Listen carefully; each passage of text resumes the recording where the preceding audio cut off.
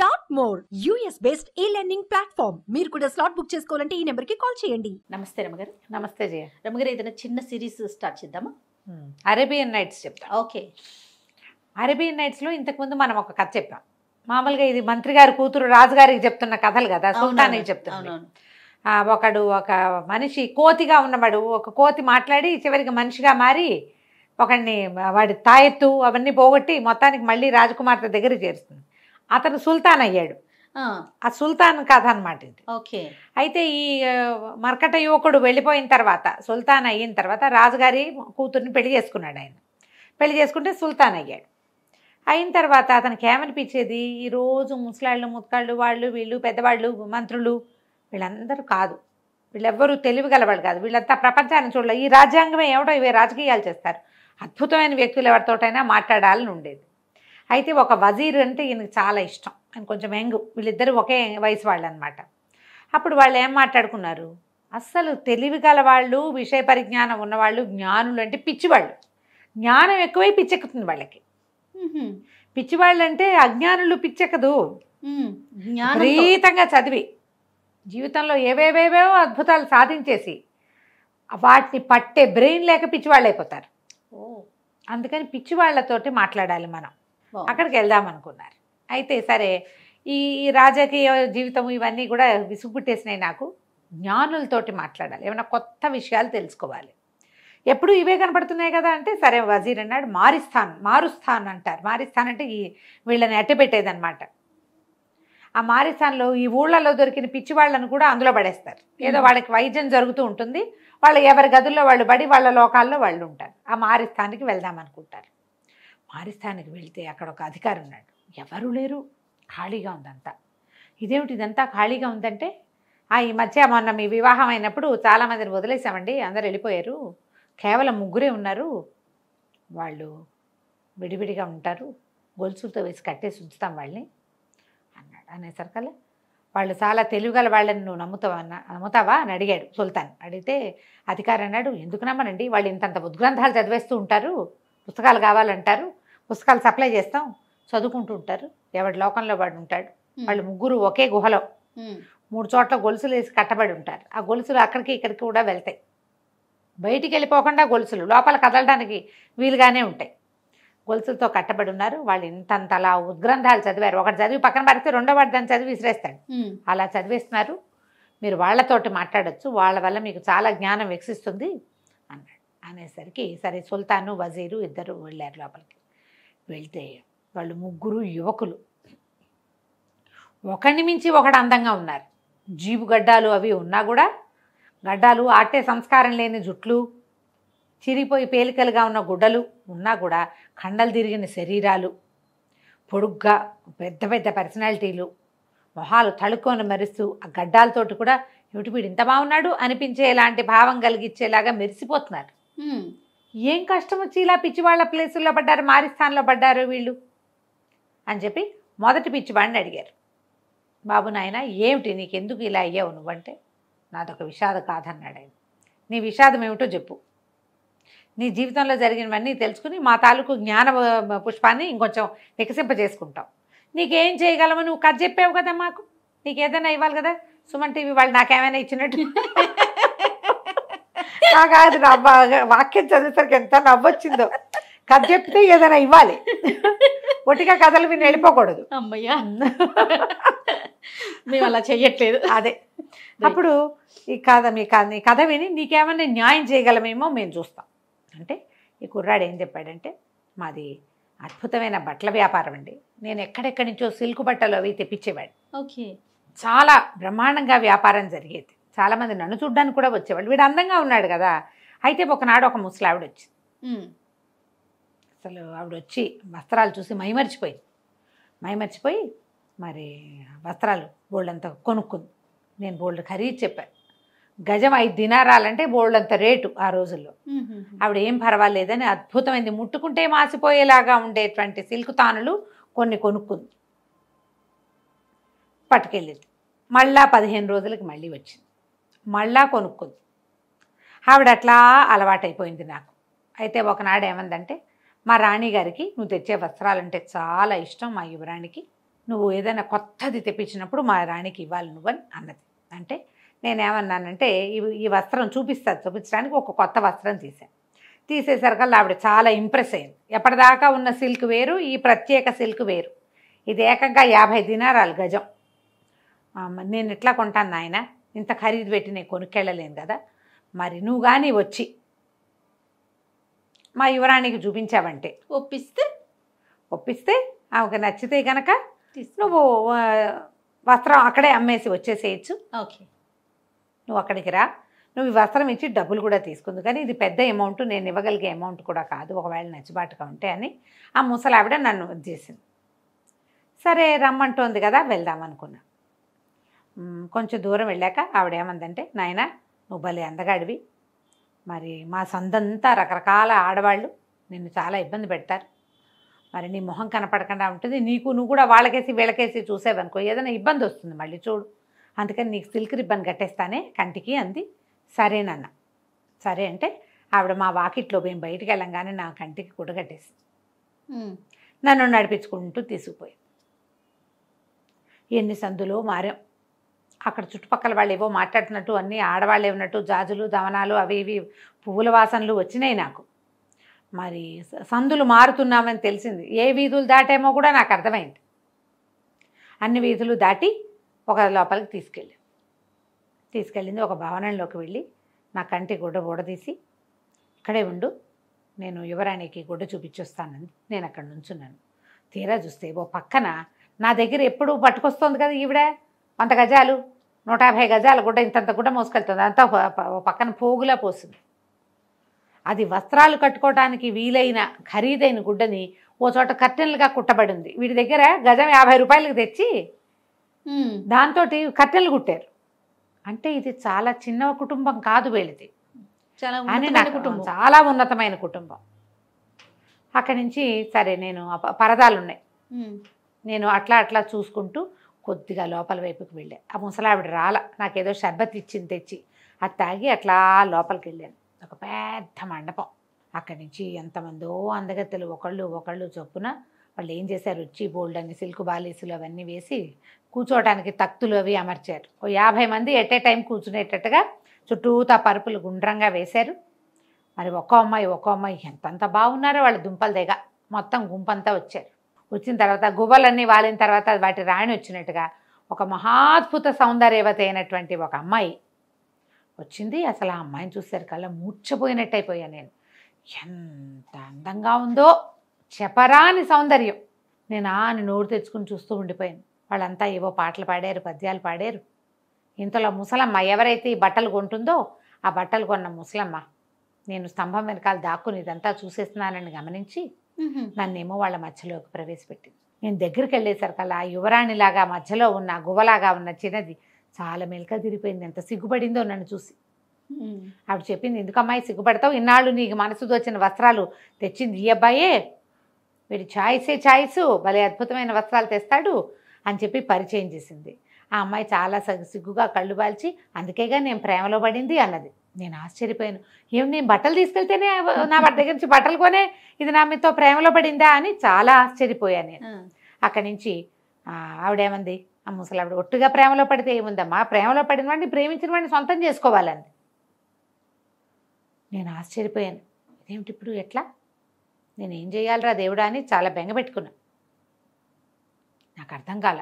వాళ్ళు అన్నారు, ఏముంది ఈయన్ని పిలిస్తే పెళ్లి చేసేసుకోవచ్చు, ఖాజీని పిలిస్తే పెళ్లి చేసేసుకోవచ్చు అన్నారు. పెళ్లి చేసేసుకోవచ్చు అంటే నాకు ఆ అమ్మాయిని వదిలి వెళ్ళాలని లేదు, ఆ పెళ్ళి ఏమిటో నాకు తెలియలే. కాసేపట్లో చక్కగా నన్ను తీసుకెళ్లారు, శుభ్రంగా స్నానం చేయించేశారు. నా యుగాల నుంచి నా మీద ఉన్న మురికంతా వదిలించేసిన ఫీలింగ్ వచ్చింది. అంత అద్భుతమైన స్నానం, మామూలు స్నానం కాదు అది. ఎంత బాగా స్నానం చేయించారు. నేను అసలు పువ్వులే అయిపోయాను. అంటే వీడు మామూలుగా స్నానాలకు వెళ్ళడం తెలుసు వాళ్ళకి, ఇది ఏదో అద్భుతమైన మహాలు స్పెషల్. అక్కడి నుంచి తీసుకెళ్ళారు. మరి ఖాజీ వచ్చాడు, నీకు కుబుల్ హై అని అడిగారు. నేను సరేనన్నాను. ఇక నేను ఎన్ని రోజులు ఆ ఇంట్లో గడిపేశానో నాకు తెలియదు. నా భార్య నేను స్వర్గసుఖాల్లో తేలిపోతూ ఉన్నాం. చాలా రోజుల తర్వాత ఒకరోజు రాత్రి కల్లో మా అమ్మ కనపడింది. తల్లుంది వీడికి, తెగేడుస్తుంది మా అమ్మ. అయ్యో మా అమ్మ నా కోసం బెంగపెట్టుకుంటోందేమోనని పొద్దునే లేచి నేను దిగాలుగా మొహం పెట్టుకున్నాను. అయితే నా భార్య అంతా ఇంటికి దిగాలు పడుతున్నావు ఏమైందని అడిగింది. నన్ను అడిగితే మా అమ్మని చూడాలనుంది అంటే వెళ్ళిరా, కొద్ది రోజులు ఆవిడతో ఉండి మళ్ళీ రా అంది. మరి నా వ్యాపారం అన్నాను. వెళ్ళినాళ్ళు వ్యాపారం చేసుకో, మధ్య మధ్యలో వస్తూ పోతూ ఉండు కానీ అని చెప్పింది. సరే బాగానే ఉంది. నన్ను కంటికి నల్ల సిల్క్ దారం పరదా కట్టేసి తీసుకుపోయారు. ఆ ఇల్లో నాకు తెలియదు, అది ఎక్కడికి వచ్చానో నాకు తెలియదు. తీసుకెళ్ళారు, ఇంటి దగ్గర దింపారు. మా అమ్మని చూసుకున్నా, వ్యాపారం చూసుకున్నా, మళ్ళీ బిజినెస్ చేసుకున్నా. ఓ 15 రోజుల తర్వాత ముసలిది వచ్చింది. మళ్ళీ సిల్క్ ఇది కట్టేసి రిబ్బన్ కట్టేసి తీసుకుపోయింది. 15 రోజులు నా భార్య నేను అమిత సౌఖ్యాల్లో మునిగి తేలాం. మళ్ళీ వెనక్కి వచ్చేవాడిని. ఇట్లా కొంతకాలం గడిచింది. నేను బహు అందగాండి, మీరు చూస్తున్నారు కదా నన్ను అన్నాడు. అవునన్నారు వీళ్ళు, రాజుగారు, సుల్తాను, వజీరు. అయితే ఒకనాడు ఒక ఆవిడ ఒక వస్తువు తీసుకొచ్చింది. ఏమిటది? ఒక బంగారు కోడి పుంజు ఇంత బొమ్మ. ఇది అమ్మటానికి వచ్చాను అని వచ్చింది కొట్లోకి. వచ్చేసరికల్లా ఆవిడ భలే బాగుంది, మనిషి చక్కగా ఉంది. నా భార్య అంత కాదు కానీ భార్య అంటే అలవాటైపోయింది. ఈవిడ బాగుంది. ఆవిడ ఏమంది, ఇది అమ్ముతాను అంటే నేనేమనుకున్నానంటే 15 రోజులైంది, 2-3 రోజుల్లో ఇవాళ రేపో వాళ్ళు ఎవరో ఒకళ్ళు వచ్చి నన్ను తీసుకెళ్తారు. భార్యకి గిఫ్ట్గా ఇవ్వడానికి బంగారపు కోడి పుంజు బొమ్మ బాగా పనిచేస్తుందని ఎంతో బాగుంది. దాన్ని అటు ఇటు తిప్పి చూశాను. దాని ముక్కుకి ఒక పచ్చ ఏదో పెట్టారు, కంటికి ఒక వజ్రం పెట్టారు. ఇంత బొమ్మ చాలా బాగుంది. దీని ఖరీదు ఏమిటంటే ఆవిడంది, ఏమీ వద్దు, నిన్ను ఒక్కసారి ముద్దు పెట్టుకొని ఇవ్వమంది అనేసరికల్లా ఇది ఆశ్చర్యపోయాను నేను చాలా. కానీ ఏం చేయను, నాకేమో ఆ వస్తువు నచ్చింది, భార్యకి ఇద్దామన్న సంకల్పం వచ్చేసింది. సరే ఒక ముద్దే కదా పెట్టుకొని ఇస్తే సరిపోతుంది అనుకున్నాను. ఆవిడ నా బుగ్గ మీద ముద్దు పెడుతూ కటిక్కను కొరికేసింది. నెత్తురు కారేటట్టుగా కొరికింది. నేను విదిలించుకున్నాను. ఆవిడ నవ్వుతూ పక్కపక్కలాడుతూ వెళ్ళిపోయింది. బొమ్మ మాత్రం నా దగ్గరే వదిలిపెట్టింది. నేను ఈ చెంప మీద కారే నెత్తుర్ని అద్దుకున్నాను కానీ అది సన్నగా కారుతూనే ఉంది. ఇట్లా నీకు ముద్దు పెడతానని ప్రతి వాళ్ళు ఒక ముక్క కొరుకు తినేస్తే ఇంకా నేనేం బతుకుతానని నేను ఆశ్చర్యపోయాను. సాయంకాలం అయ్యేసరికల్లా ముసలిది వచ్చింది.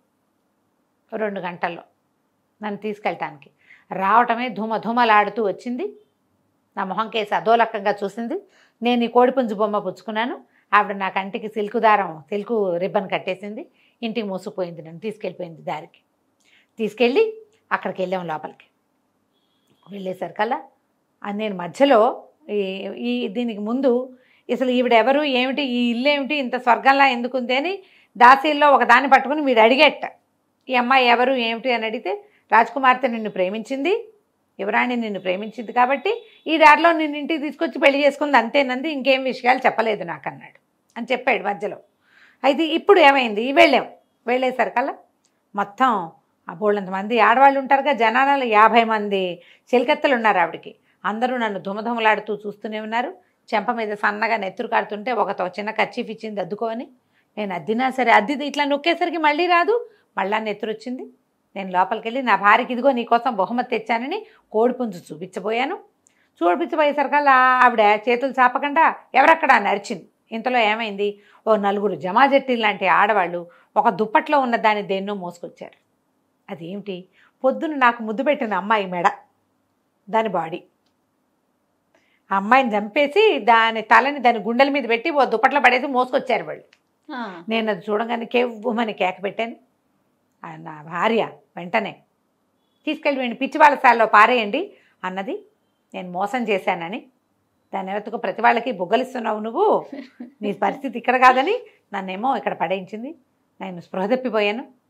స్పృహ వచ్చేసరికల్లా గొలుసులు కట్టేసి ఇక్కడ ఉన్నాను బాబు, ఏం చేయను, నా జీవితం ఇలా అయిపోయిందని ఉద్గ్రంథాలు చదువుతూ కనీసం జీవితంలో ముందుకెళ్దామని పుస్తకాలు చదువుకుంటున్నాను, నన్ను పిచ్చివాడిని చేశారని చెప్పాడు. సుల్తాన్ ఆశ్చర్యపోయాడు. నీకు ఆ ఇల్లు తెలుసా అన్నాడు. మామూలుగా తెలియదండి, కానీ మా ఇంటి దగ్గర కనుక సిల్కు దారం ఏదైనా రిబ్బన్ కడితే దారులు ఆ వాసనలు నాకు తెలుసు, కుడి ఎడమ తెలుసు, 3 సార్లు వెళ్ళే నేను అనగానే వజీర్ అన్నాడు, పదండి తీసుకెళ్దామన్నాడు. ఇద్దరు మొత్తం ఆ పిచ్చివాడిని మోసుకుపోయారు, తీసుకెళ్ళారు. వాడు బాగానే తిరుగుతున్నాడు. వాడు వాకిట్లో నుంచోబెట్టారు. వాడిని కంటికి ఒక సిల్క్ రిబ్బన్ కట్టారు నల్లది. ఆ కంచి రెక్కపుచ్చుకుంటే వాడే వాడిని బారా లాక్కుంటూ తీరుకుంటూ వెళ్ళిపోయారు. తీరా అది ఎక్కడికి చేరింది, పాత సుల్తాన్ గారి 3వ కూతురు ఇల్లు అది.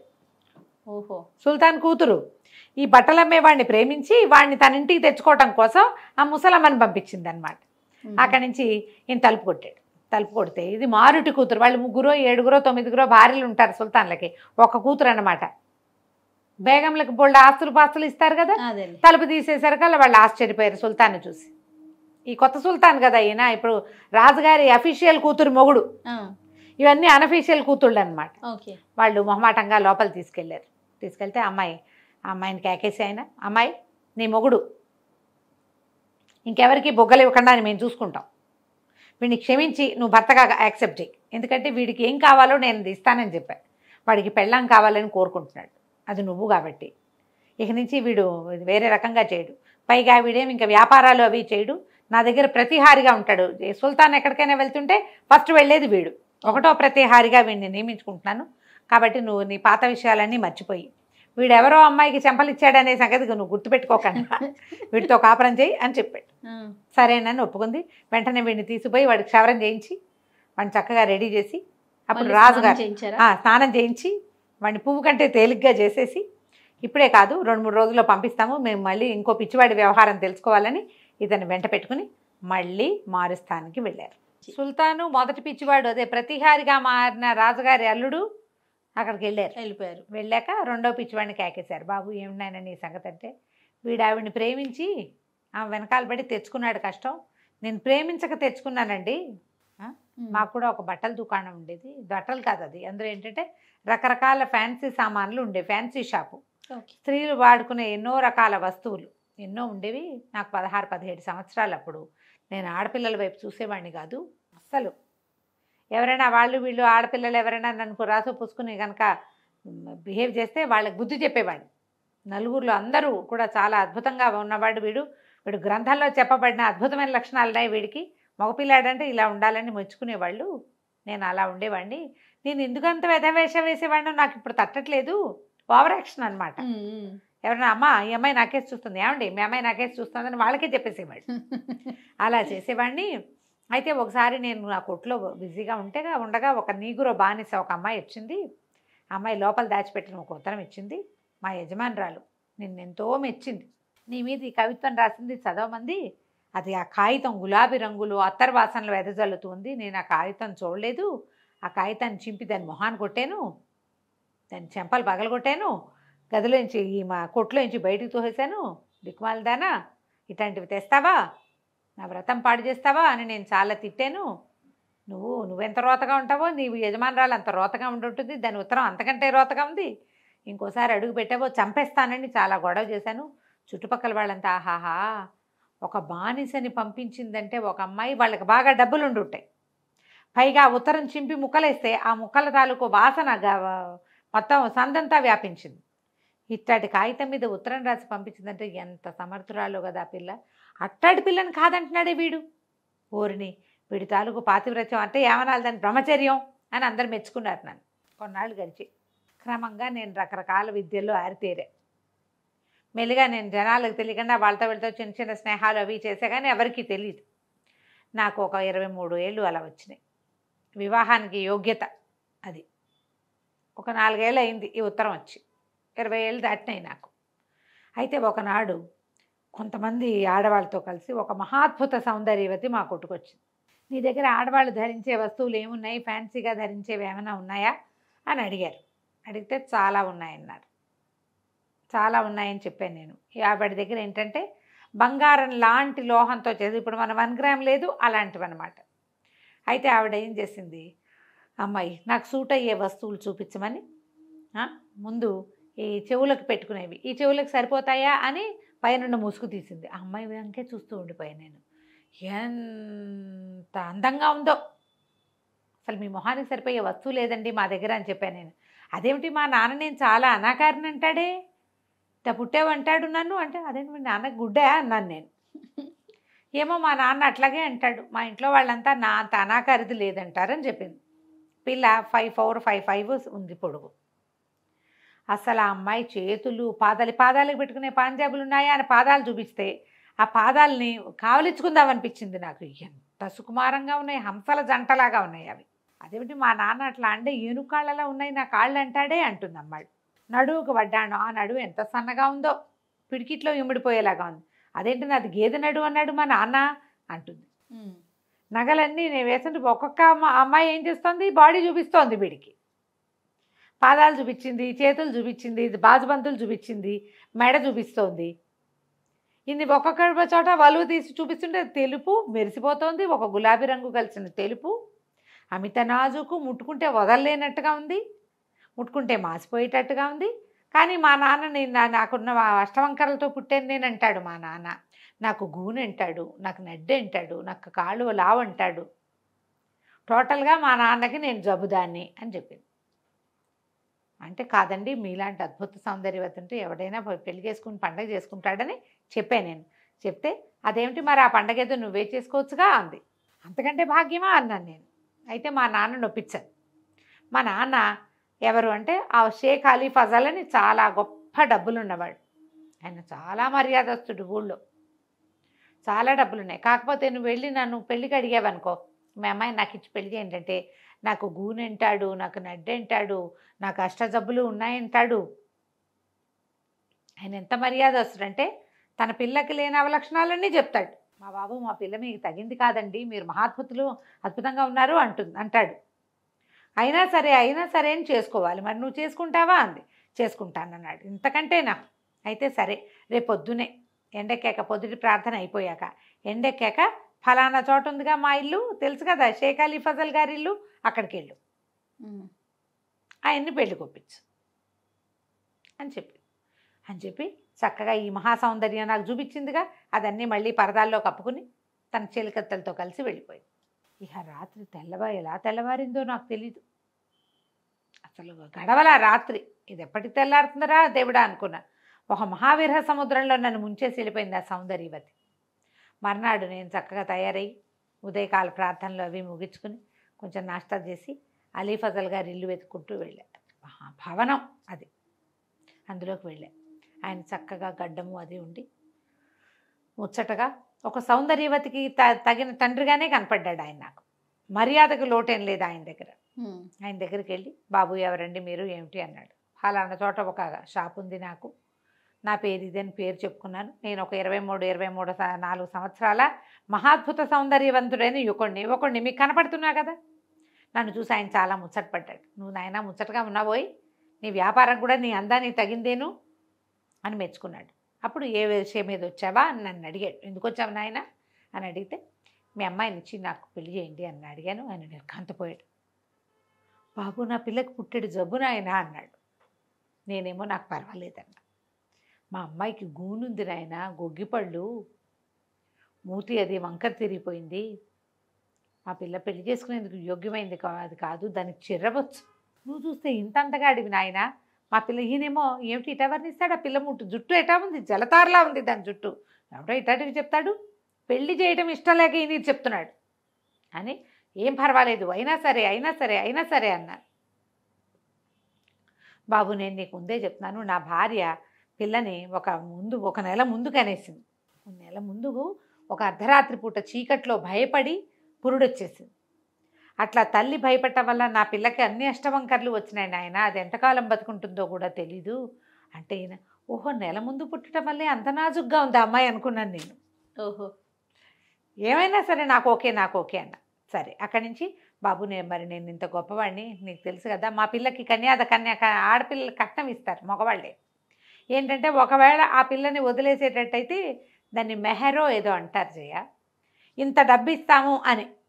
అదేం లెక్క, నేను ఆ పిల్లని ఎందుకు వదులుతాను, అది ఎట్లా ఉంది, జలతారు కన్యక, మెరుపు తీగ, మామూలు విద్యుల్లత కాదు అది, దాన్ని ఎందుకు వదులుతాడు.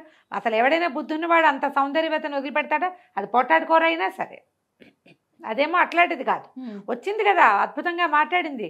అసలు మా పిల్ల మాట్లాడుతుంటేనే కవిత్వం చెప్తున్నట్టుగా ఉంది. దాని బట్టలు, దాని సొగసు ఇవన్నీ ఊహించుకుని నేను పర్వాలేదని అన్నీ వీటితోటి మనసా వాచా కర్మణ షేక్ అలీ ఫజల్ గారి కుమార్తెకి నేను భర్తనవదలుచుకున్నానని, ఒకవేళ ఈ ఫెటాల్ ఆమెను కనుక నేను వివాహం వదిలేస్తే కనుక 20 లక్షల దినారాలు మెహర్గా సమర్పిస్తానని కాగితం రాసేసి ఒప్పుకున్నాను. అక్కడి నుంచి ఈ వివాహాలు ఏమిటి, ఎదురు బదురు ఏముండదుగా, ఆమ్నే సామ్నే ఉండదు. వాళ్ళ ముసుగు వేరు, వీళ్ళ ముసుగు వేరు. ఈయనకేమో ఏదో కడతారు, పువ్వుల జల్తా, ఇది ఏమంటారు దాన్ని, పువ్వుల పరదా లాంటిది, వాళ్ళేమో లోపల పరదాలో జనానాలో కూర్చుంటారు, కుబుల్ హై అంటారు అంతే. అక్కడి నుంచి ఏం చేశారు, పెళ్లి చేసేశారు. నేను కుబుల్ అన్నాను, ఒప్పుకున్నాను, నాకు కావాలి ఆ సౌందర్యవతి, మరి ఇక రెండో దారి లేదు, ఒప్పుకున్నాను. ఆ అమ్మాయి కూడా ఒప్పుకుంది. సరే, ఆ రోజు సాయంకాలం మాకు సమాగమం ఏర్పాటు చేశారు. మంచం మీద, బాబు నా కూతురు అక్కడికి ఇక్కడికి రాలేదు, నువ్వే ఇక్కడ ఉండాలి నాయన, నీ గదిలోకి పంపలేము, ఆమె గదిలోకే నువ్వు వెళ్ళు, ఆమె కదిలే పరిస్థితిలో లేదన్నాడు. ఆయన ఏం చెప్తున్నాడో కూడా నాకు అర్థం కాలేదు. నేను ఊహల్లో తేలిపోతున్నా, ఇప్పుడు ఆ సౌందర్యవతితో గడపోతున్నాడు, ఆమెతో మాట్లాడబోతున్నాననే ఊహే నాకు ఎలాంటి ఉత్తేజాన్ని కలిగించిందంటే ఆయన ఏం మొత్తుకుంటున్నాడో నాకు అర్థం కాలేదు. తీరా వెళ్ళాను. వెళ్ళిన తర్వాత ఆ అమ్మాయి ముసుగు కప్పుకుని ఒక ఎర్ర చీర మేలి ముసుగు ధరించి మంచం మీద ఒక తలవైపుకి ఆనుకొని కూర్చుంది. ముసుగు తీశాను. నా జీవితంలో చూడని ఒక అద్భుత దృశ్యాన్ని చూశాను నేను. ఒక భయంకర దృశ్యం, అద్భుతం అనకూడదు. ఆ అమ్మాయికి, నేను అప్పుడు చూసిన ఆమెకి పళ్ళెత్తు, మెల్లకన్ను, కళ్ళు ఎంత, మూత ఎంత వెడల్పుందో ముక్కు అంత వెడల్పుంది. ఆమె కదిలేలాగా కూడా లేదు, పరమ గూనిది. దాని కాళ్ళు నిజంగానే ఏనుగు కాళ్ళు. నేను నిర్ఘాంతపోయాను, ఇదేమిటి అని. ఆ ముసలాయన మా పిల్లకి అది, మా పిల్లకి ఇది అని ఏం వర్ణించాడో, అన్నీ అవే. ఆ పిల్ల మా నాన్న నన్ను ఇట్లా అంటాడు అట్లా అంటాడు అని ఏం చెప్పిందో, దాని గూని, దాని నడ్డి, దాని ఏనుగు పాదాలు, దాని గొగ్గిపళ్ళు, దాని చిర్రబొచ్చు అన్నీ ఉన్నాయి. నేను నిర్ఘాంతపోయాను, స్పృహ తప్పి పడిపోయాను. ఏం చేయాలో తెలియలా నాకు. ఆ బయట ఉన్న బానిస ఎవడో నన్ను తీసుకెళ్ళి మంచం మీద చేర్చాడు. నాకు వేరే మంచం వేశారు, నన్ను దాని మీద పడుకోబెట్టారు. తెల్లవారు లేచి ఏం చెయ్యాలో తెలియలే. ఇప్పుడు ఈ అమ్మాయి నాకు వద్దంటే ఆయన ఏమంటాడు, నేను అవన్నీ ముందే చెప్పాను, నువ్వు వినలేదంటాడు. 20 లక్షల మెహర్ రాసి సంతకం పెట్టాను నిన్న సాయంత్రం. నా సర్వశక్తులు వడ్డినా నాకు 1 లక్ష కూడా రాదు, 20 లక్షలు నేను ఎక్కడి నుంచి ఇస్తాను.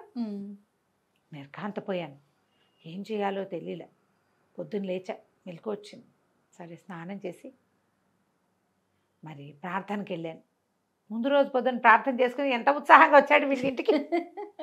సరే, భోజనశాల ఏదో ఉంది ఒక పెద్దది, అందులోకి వెళ్ళా. అందరూ కంగ్రాచులేషన్స్ చెప్పారు. అలీ ఫజల్ గారు అమ్మాయిని పెళ్లి చేసుకున్నావు కదా, మాకు షర్బత్తులు లేవా, మాకు అవి లేవా, ఇవి లేవా అన్నారు. దేనికి షర్బత్ ఇవ్వాలి, ఆ సౌందర్యవతికి ఇవ్వాలా, నేను కట్టాల్సిన 20 లక్షలకి ఇవ్వాలో నాకు అర్థం కాల. ఆ భోజనశాలలో 2 చేతుల్లోనూ నెత్తి ఇరికించుకుని కూర్చుని ఉన్నాను నేను. ఇప్పుడు ఏం చేయాలో తెలియటలా. దాన్ని పెళ్లి చేసుకున్నా దాంతో కాపురం ఎట్టా చేయాలో తెలియదు. అది మంచం మించి కదలలేదు ఆ ఘటం. నా అమ్మాయికి ఏదో జబ్బు పాపం. నేను కాంతిపోయేసరిగా ఈ లోపల కిలకిల్లాడుతూ శబ్దాలు వినపడ్డాయి. తీరా చూద్దును కదా, ఏ సౌందర్యవతి అయితే నా షాపుకు వచ్చి పెళ్లి చేసుకోమని ప్రోత్సహించిందో మహాద్భుత సౌందర్యవతి, అది చిలకత్తలతో సహా వచ్చేసింది భోజనశాలకి. పక్కపక్క నవ్వింది నన్ను చూసి. కొత్త పెళ్లి కొడుకు శుభం కలుగ్గాక అంది. నేను నెత్తి మీద చేతుల్లోంచి తలెత్తి చూశా. ఎందుకు నన్ను ఇట్లా చేశావు అని అడిగాను. అడిగితే, మరి నా ఉత్తరాన్ని నువ్వు చింపేలేదు అని అడిగింది. అడిగేసరికి అది అప్పుడు నాకు అర్థమైంది. 4 ఏళ్ల క్రితం ఒక అమ్మాయి నాకు ఒక ఉత్తరం రాసి పంపిస్తే ఒళ్ళు కొవ్వుతోటి నేను దాన్ని చింపేశాను. నా బానిసని కొట్టేవి కూడా, మర్చిపోయావా నువ్వు అంది. ఆ పక్కనున్న మేలు ముసుగుల్లో ఒకటి ముసుగు తీసి చూపించింది. ఆ రోజు చెంపకాయలు తిన్న బానిస. శాస్తి చేశాను నీకు అని చెప్పేసరికి నాకేం చేయాలో తెలియలే. బతిమలాడాను, నీ కాళ్ళ మీద పడతాను, ఈ పెళ్లిలో నుంచి ఎలా బయటపడాలో చెప్పు. నిజంగా బయటపడతావా, డబ్బు ఉన్నాయి కదా అని అలీ ఫజల్ గారి కూతుర్ని ఏలుకుంటావా అని. నాకు డబ్బు వద్దు, నువ్వే కావాలి, డబ్బులు లేకపోయినా పర్వాలే, ఎట్లా ఈ పెళ్లిలో నుంచి బయటపడ్డాను, 20 లక్షల దినారాలు నేను ఎక్కడి నుంచి తాను అంటే ఏం పర్వాలేదు అని చెప్పి ఆవిడ ఒక ఉపాయం చెప్పింది నాకు. ఈ ఉపాయం చేయి, నువ్వు పెళ్లిలో నుంచి బయటపడతావు, తర్వాత మనం పెళ్లి చేసుకుందామంది. సరే, నేనేం చేశాను, జేబులో ఉన్న కాస్త చిల్లర సరి చూసుకుని అక్కడికి ఇక్కడికి వెళ్ళొచ్చి వాళ్ళందరినీ మా ఇంటికి పిలిచి వెళ్ళిపోయాను. అలీ ఫజల్ గారి బిల్డింగ్కి మధ్యాహ్నం భోజనానికి బూరాలు అమ్మేవాడు ఒకడు, చేపలు అల్లేవాడు ఒకడు, మేదర బుట్టలు అమ్మేవాళ్ళు ఒకళ్ళు, ఒక కుటుంబం. అక్కడి నుంచి సర్కస్ దీని మీద గడి మీద ఆడతారు కదా వాళ్ళు, ఇట్లా 6-7 కుటుంబాల వాళ్ళు వాళ్ళ వాళ్ళ సామాన్లతో సహా మధ్యాహ్నం భోజనానికి వచ్చారు.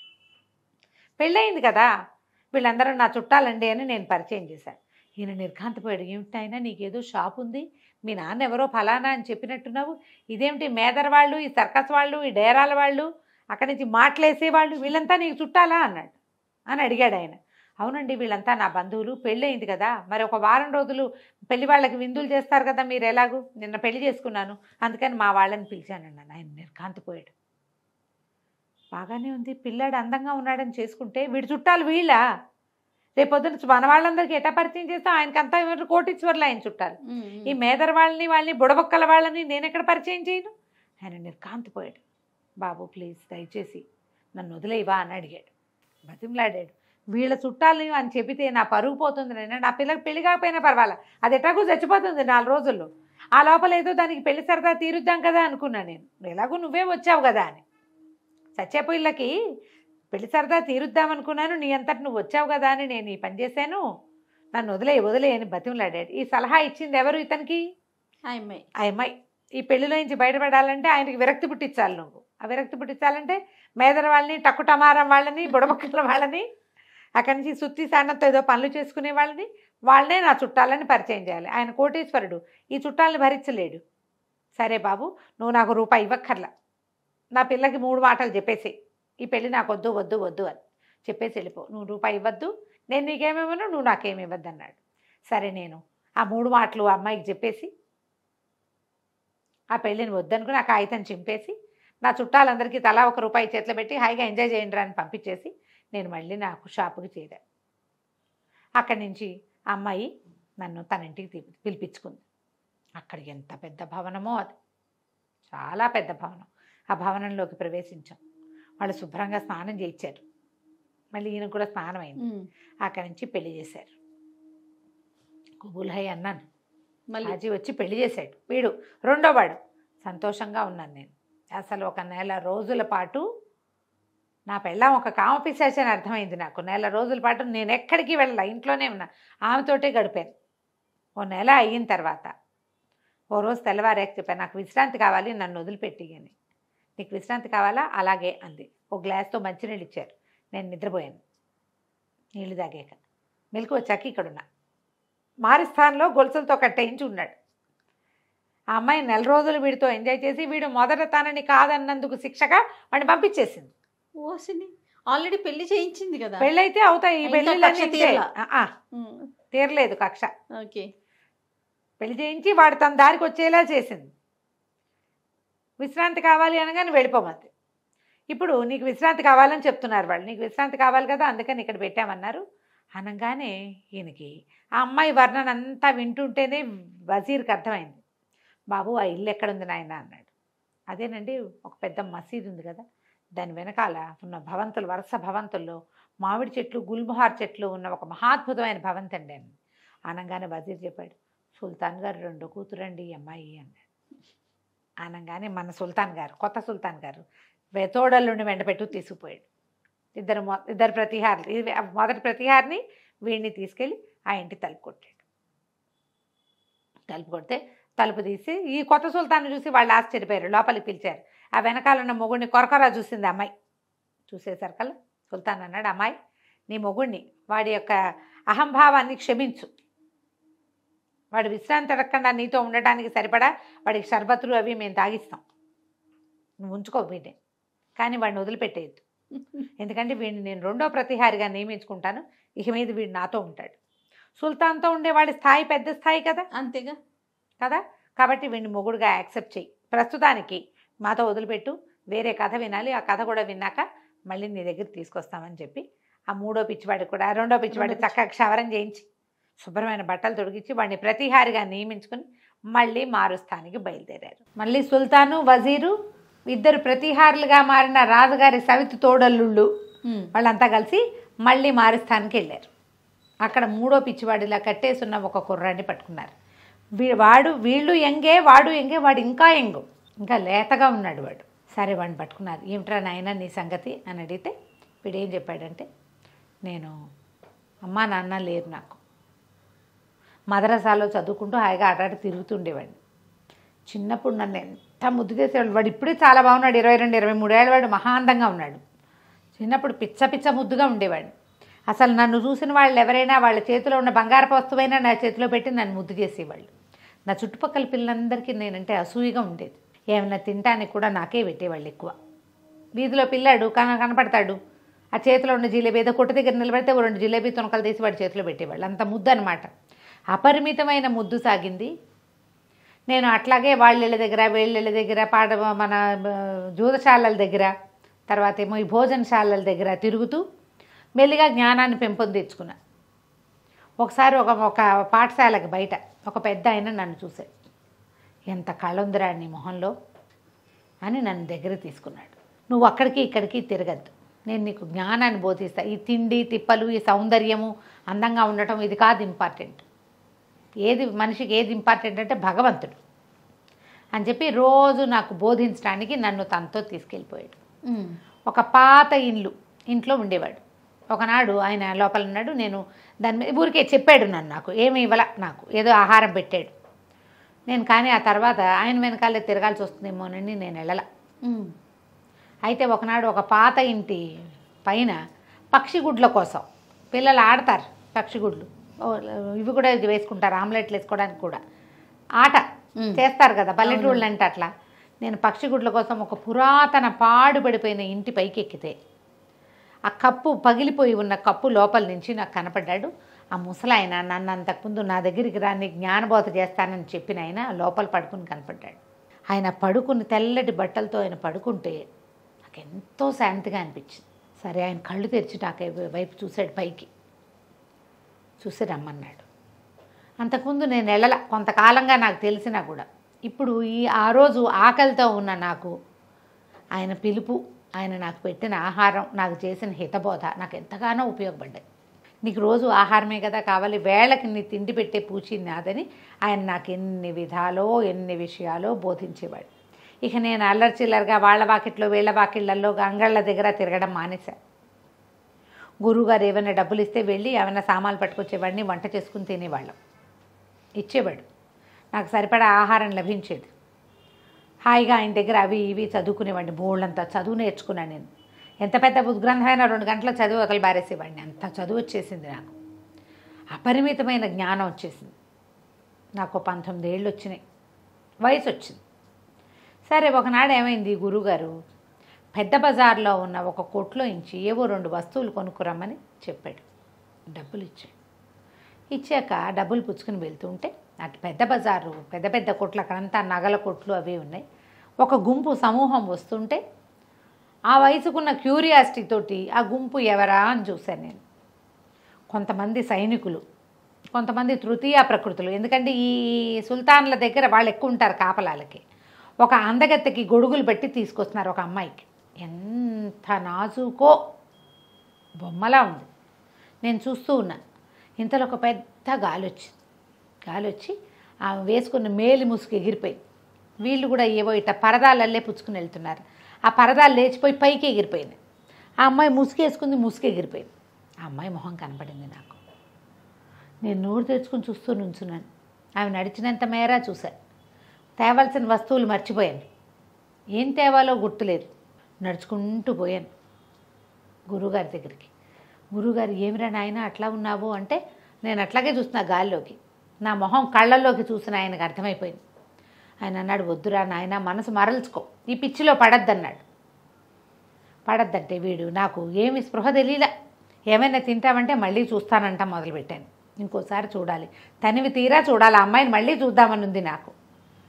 గురువుగారు నయానా భయానా మంచి మాటలతో చెప్పాడు. నేను ఏ మోక్ష సాధన వ్యవహారము చెవినేసుకోలే. కన్ను మూసినా తెరిచినా అమ్మాయి ఆయన అన్నం పెట్టాడు, నేనేం తిన్నానో కూడా నాకు తెలియదు. ఉప్పు ఎక్కిపోయినా ఒళ్ళు తెలియకుండా తినేసా. గురువుగారు చాలా విరక్తి వచ్చింది, ఆయన చాలా దుఃఖంలో ఉన్నాడు. ఒరే నిన్ను ఒకటి బాగు చేద్దామనుకుంటే ఇలా అయిందిరా నాయన. సరే ఓ పంచి, నేనేదో ఇట్లా పడుకుంటా కానీ అవతల గదిలో ఒక కుండలో మూత పెట్టా, ఆ లోపల కాటి కొద్ది పట్టుకురా అన్నాడు. ఆ కాటికి పుచ్చుకొచ్చాక ఏమన్నాడు, ఆ కాటికని తీసి ఇట్లా నా కంటి మీద రాశాడు, కళ్ళ మీద రాశాడు. అబ్బాయి నీ పైభాగం ఎవ్వరికీ కనపడదురా, నడుము కాళ్ళే కనపడతాయి అందరికీ. నువ్వు ఎక్కడికి కావాలంటే అక్కడికి వెళ్ళి ఆ పిల్లని చూసి వచ్చేసి అని చెప్పాడు. గురువు ఎంత దుఃఖంలో ఉన్నాడో. ఆయనకి ఏమిటో అప్పుడే అన్నం తిన్నాడు, ఓపిక లేనట్టుగా అయిపోయాడు. ఆయన మంచం మీద పడుకున్నాడు, నేను బయటికి వెళ్ళాను. జనం అంతా నాకేసి చూస్తున్నారు. నా నడుము దగ్గర కింద భాగం కనపడుతోంది, పై భాగం ఎవరికీ కనిపించట్లా. అందరూ ఆశ్చర్యపోతున్నారు. ప్రజలంతా విచిత్రంగా చూస్తారు కదా ఆ పైభాగం లేని వాడిని. అక్కడి నుంచి రాజభట్లు వాళ్ళు వీళ్ళు వచ్చి అందరూ జనానా వాళ్ళు కూడా చూడదలుచుకున్నారు. వాడు ఆడో మగో ఏం తెలుసు, ఎవరో ఒకళ్ళు విచిత్ర ప్రాణి. ఆడాళ్ళు చూస్తామంటున్నారు, రమ్మంటున్నారు అంటే సరే జనానాలో కూడా నన్ను తీసుకుపోయారు. నన్ను రమ్మన్నారు, నేను వాళ్ళ వెనకాల నడిచి వెళ్ళిపోతా. బండి ఎక్కమన్నారు, నేను బండి ఎక్కా. నా పై పార్ట్ కనపడదు ఎవరికి, నేను ఎవరో ఎవరికీ తెలియదు. వెళ్ళాను. వెళ్ళాక జనాలు ముందు రాజస్థానంలోకి తీసుకెళ్ళారు. రాజుగారు, మంత్రులు, వాళ్ళు వీళ్ళు, సుల్తాను వాళ్ళు వీళ్ళు, వజీర్లు అంతా చూశారు. చూసిన తర్వాత జనం కూడా చూస్తామంటే ఆ లేడీస్ అంతఃపురంలోకి నన్ను పంపించారు. నేను తనివి తీరా చూశాను. రాజుగారు ఆఖరి కూతురు ఎంత అందంగా ఉందో. వాళ్ళెవ్వరూ, నేను మనిషిని కనపడకపోవడంతో మగవాడిని తెలిసినా కూడా కాళ్ళు అవి కనపడతాయి కదా, పైజమా లాంటిది కనిపిస్తుంది, వాళ్ళు ఎవ్వరూ పాటించలే. నేను అందరు ఆడవాళ్ళని చూసాను. అందులో నాకు నచ్చిన అందగతిని వాళ్ళ పొద్దున్న నేను ఎవరిని చూశానో దాన్ని తనివి తీరా చూశాను. ఎంతసేపు ఉన్నానో అక్కడ. సరే చాలాసేపు చూసి చివరికి వాళ్ళంతా లోపలికి వెళ్ళిపోయాక హతాశున్నై తిరిగి వచ్చాను. సరిపోలేదు, ఇంటికి వచ్చేసా. వచ్చిన తర్వాత మా గురువు చాలా దుఃఖంలో ఉన్నాడు. ఆయనకు అసలు ఓపిక లేదు. ఆయన మంచం మీద పడిపోయినట్టుగా ఉన్నాడు. ఏరా నాయనా అన్నాడు. నేను అలాగే ఉన్నాను డల్గా. రోజులు గడుస్తున్నాయి. ఆయన ఏం చెప్పినా నేను ఏమీ చదువుకోలేకపోయా. ఆయన బుర్రకెక్కేలా చెప్పేవాడు, నాకు ఒక ముక్క అర్థమై చచ్చేది కాదు. అమ్మాయి మీదే ఉంది నా దృష్టి అంతా. 3 రోజుల తర్వాత 3 days గడిచాక నా గురువు చాలా దుఃఖంతో చెప్పాడు, ఇక నీకేది బుర్రకెక్కదురా నాయన, నువ్వు వెళ్ళి అమ్మాయి సాన్నిధ్యంలో ఉండాలనుకుంటున్నావు అంతే కదా, ఆ అమ్మాయితో ఉండాలి అంతే కదా. అంటే నేను అప్పటిదాకా ఆయన చదువుకో అద్దెపై చెప్పండి ఏ ఒకదానికి తలోపల దీనికి మాత్రం ఊపేతల. ఊపంగానే ఆయన పరమ దుఃఖంతో, రే నాయన నువ్వేం చేస్తావంటే నా కోసం ఒక గోరీ తవ్వు, నన్ను అందులో పడుకోబెట్టు,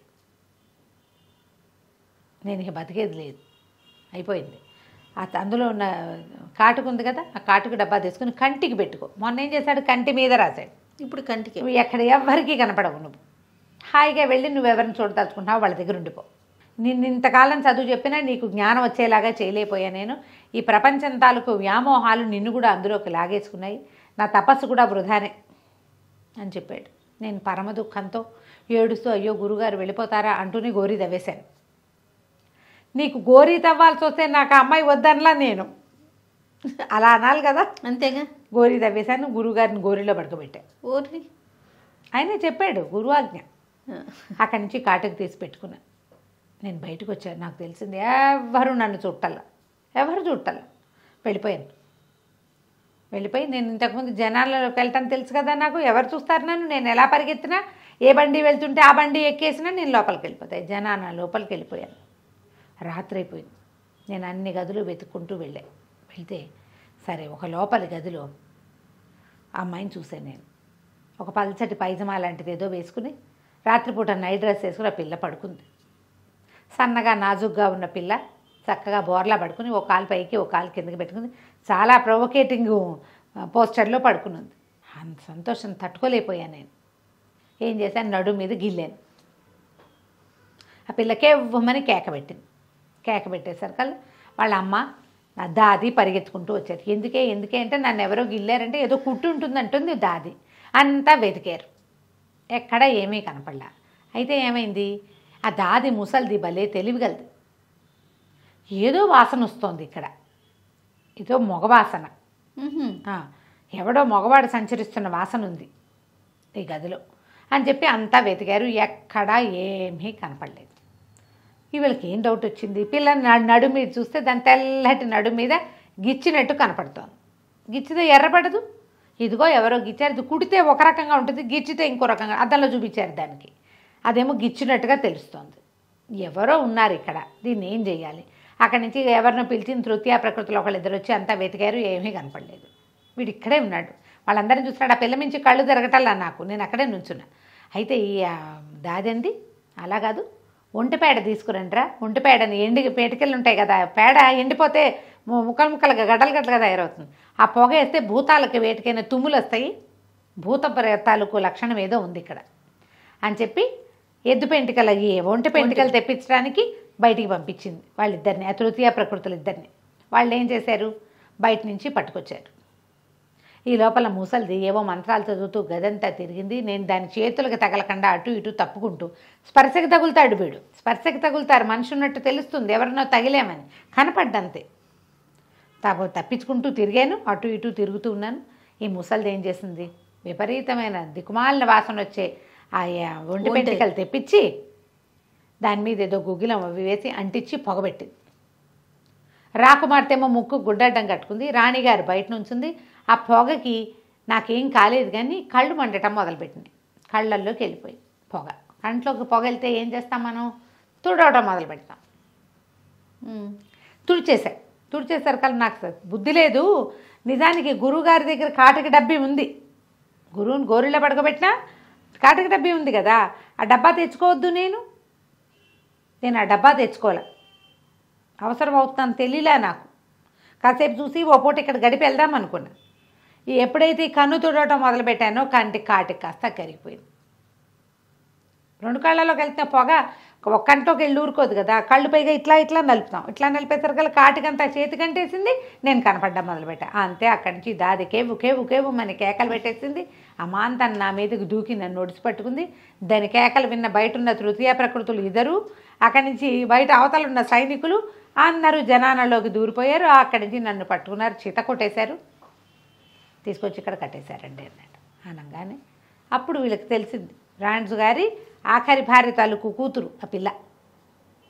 సరే ఈయన ఏం చేశాడు, మళ్ళా ఈ 3వ వాడికి గిడ్డం అన్నీ షేవింగ్ చేయించి కుర్రాన్ని చక్కగా తయారు చేసి తన వెనకాల తీసుకెళ్ళి పాత సుల్తాన్ గారి ఆఖరి రాణిని పిలిచి, మీ కూతురు ఫలానా మహాద్భుత అందగత్త అయిన పిల్ల ఉంది కదా, ఆ పిల్లని వీడికి ఇచ్చి చేయండి. ఏముంది, వాళ్ళ పెళ్ళిళ్ళు సులువు చేసేస్తే వీడిని 3వ ప్రతిహారి కింద నేను పెట్టుకుంటాను. వీడు పిచ్చివాడిగా చలామణి అవుతున్నాడు. వీడు పిచ్చివాడు కాదు, పెద్ద జ్ఞాని దగ్గర బాగా చదువుకున్నాడు, బోళ్ళు ఉద్గ్రంథాలు అవి చదివాడు, పైగా వాడు మీ అమ్మాయి మోహంలో చిక్కుకుని ఉన్నాడు అని చెప్పాడు. తర్వాత చక్కగా 3వ వాడికి ఆ రాజుగారి కూతురుని, సుల్తాన్ గారు ఆఖరి కూతురునిచ్చి పెళ్లి చేసేశారు. తర్వాత ఈ కొత్త సుల్తాను ఈ 3 పిచ్చివాళ్ళని తన దగ్గర 3 ప్రతిహారులుగా నియమించుకుని తనతో పాటే ఉంచుకున్నాడు. కథ కంచికి మనం ఇంటికి. బాగుందండి. నమస్తే రమ్య. నమస్తే జయ. సుమన్ టీవీలో మీ పర్సనల్ అండ్ బిజినెస్ ప్రమోషన్స్ కోసం కింది నెంబర్కి కాంటాక్ట్ చేయండి.